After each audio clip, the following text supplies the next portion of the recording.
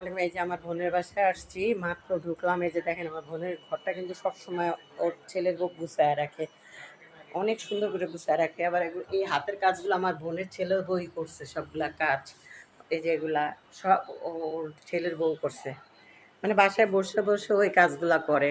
এই যে দেখেন এগুলো সব আমার বোনের ছেলের বউর কাজ, হাতের কাজ। এই একটা রুম আমার বোনের, আমাদের ওই ছেলের বউ এখন একটু বাহিরে গেছে। আর এই রুমটাতে আমার ছোটো বোনের ছোটো ছেলে থাকে। না, আমি ছোটো বোনের বাসায় আসছি।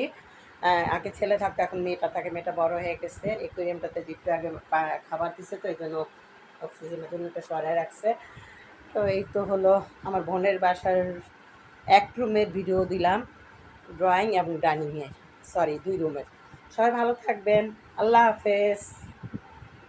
এই যে আমার বান্ধবী এখানে বসে আছে, সরি ওরে দেখতে কথাটা বলতে ভুলে গেছি। ও যে হাই দিছে আপনাদের সবাইকে। তো ভালো থাকবেন, আল্লাহ হাফেজ।